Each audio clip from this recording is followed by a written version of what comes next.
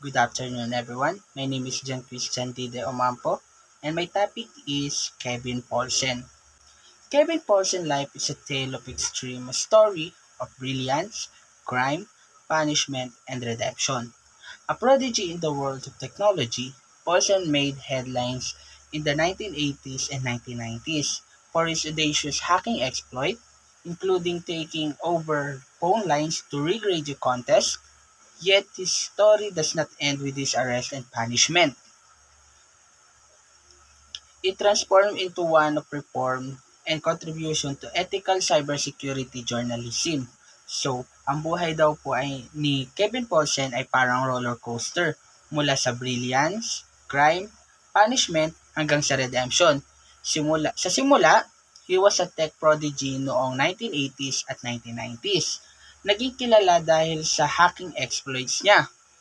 Ang pag-hack tulad na lang ng pag-hack ng phone lines para manalo sa radio contest. Pero hindi natapos ang kwento niya sa pagkakaaresto at pagkakakulong. Nagbago siya at naging ehemplo ng reform at nagko-contribute na ngayon cyber ng ethical cybersecurity journalism. Ang inspiring na journey mula sa pagiging isang hacker papunta sa pag-advocate ng tamang paggamit ng technology. So, next tayo. Kevin Paulsen, born on November 30, 1965. Kevin Lee Paulsen showed an early aptitude for technology. Growing up in Pasadena, California, Paulsen was fascinated by computers and communication systems, developing skills that would later catapult him to notoriety. By the time he reached his 20s, Paulsen had already dived into emerging hacker subculture, honing his skills in programming and telecommunications. His alias Dark Dante became infamous in underground hacking circles. So, si Kevin daw po ay pinanganak noong November 30, 1965 at maaga nang nagpakita ng talento sa technology. Lumaki siya sa Pasadena, California kung saan napassionate siya sa computer at communication systems.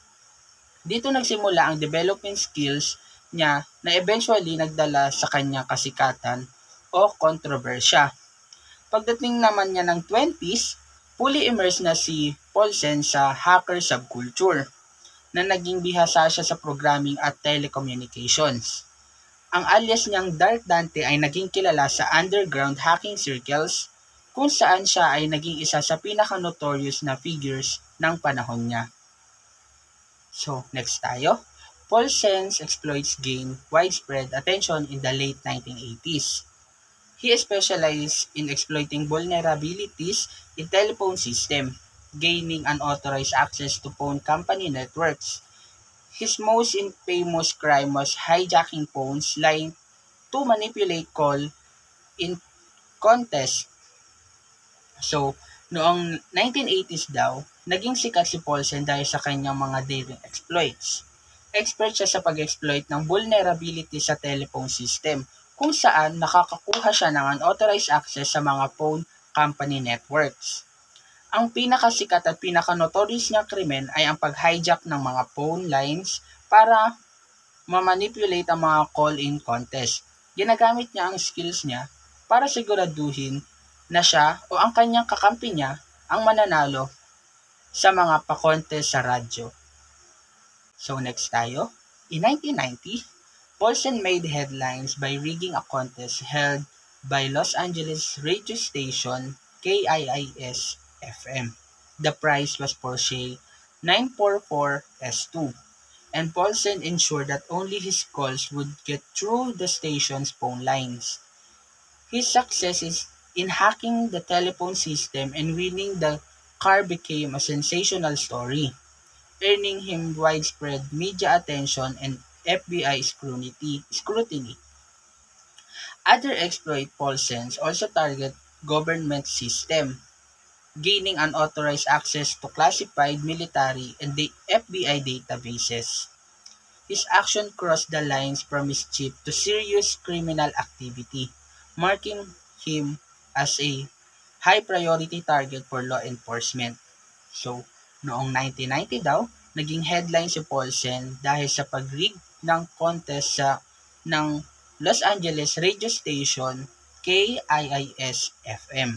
Ang premyo, isang Porsche 944 S2.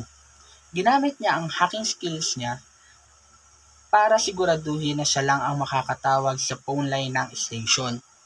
Nanalo nga siya, pero ang tagumpay na ito ang nagdala sa kanya ng matinding media attention at interes ng FBI. Bukod pa rito, hindi lang simpleng hacking ang ginawa niya. Tinarget din niya ang mga government system kung saan nagkaroon siya ng unauthorized access sa classified military at FBI databases. Sa puntong ito, lumampas na ang simpleng kalokohan ang ginagawa niya. Seryosong krimen na ang level nito. Dahil dito, naging high priority target siya ng mga law enforcement agencies. Next tayo. Paulsen went underground in 1990 after the FBI issued a warrant of his arrest. During his time as fugitive, he continued hacking and evading authorities, earning a spot on the FBI's most wanted list.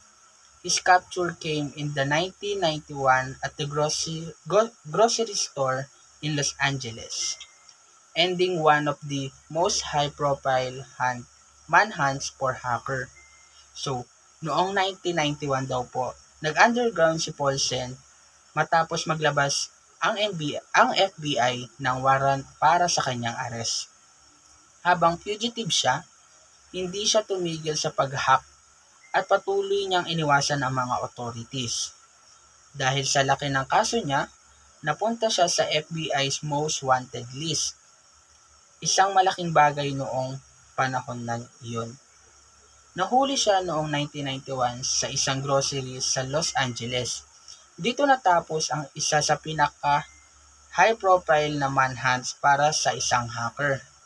At nagsimula ang kanyang legal na pagsubok at pagbagsak. So, next tayo, 1994. Paulsen was convicted of several charges including wire fraud, money laundering, and computer fraud. He was sentenced to 51 months in federal prison, one of the longest sentences ever handed down for hacking at the time. He was also banned for using computers and internet during his probation. So, noong 1994 daw po, napatunayang guilty si Paulsen sa ilang kaso tulad ng wire fraud, money laundering, at computer fraud. Hinatulan siya ng 51 months sa federal prison.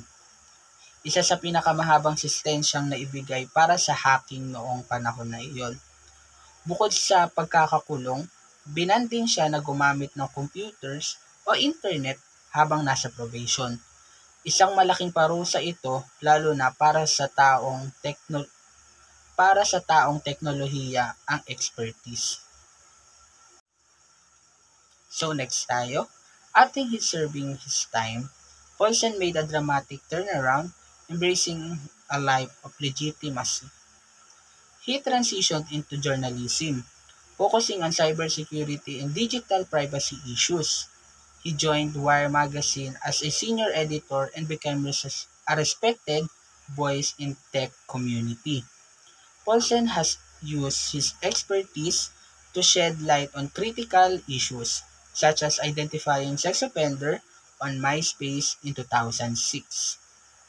He developed tools to cross-reference publicly available information, leading to the arrest of hundreds of predators, a significant contribution to public safety.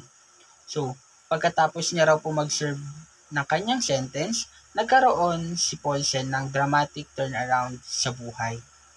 Iniwan niya ang hacking at niyakap ang isang lehitimong buhay bilang journalist na nag-focus sa cybersecurity at digital privacy issues. Naging senior editor siya ng Wired magazine at kinilala bilang isang respetadong boses sa tech community. Ginamit niya ang expertise niya para sa mabuting layunin, Noong 2006, tinulungan niya ang publiko sa pamamagitan ng pag-identify ng mga sex offenders sa MySpace. Gumawa siya ng tools para ma-cross-reference ang publicly available information na nagresulta sa pagkaaresto ng daang-daang predators. Malaking ambag ito sa public safety at naging bahagi ng redemption story niya. So next tayo, Kevin Poulsen's journey from a notorious hacker to an ethical journalist highlights the dual-edged nature of technological expertise. His story underscored the importance of using skills responsibly, the consequences of crossing ethical boundaries, and the potential for redemption and positive impact. So, ang kwento ni Kevin Lee Poulsen or Kevin Poulsen mula sa pagiging notorious hacker hanggang sa pagiging ethical journalist ay nagpapakita ng dual-edged nature ng technological expertise. Ipinapakita nito kung gaano kahalaga ang paggamit ng skills sa responsableng paraan. Kapag lumampas ka sa ethical boundaries, may mabigat na consequences na kaakibat katulad ng naranasan niya. Pero sa kabilang banda, ang story niya ay isang halimbawa ng posibilidad ng redemption. Pinatunayan niyang pwedeng magbago at magamit ang parehong kakayahan para gumawa ng positive impact sa mundo. Kung inspiring na paalala na may pag-asa para sa pagbabago kahit sa pinakamadilim na bahagi ng buhay. And that's all. Thank you.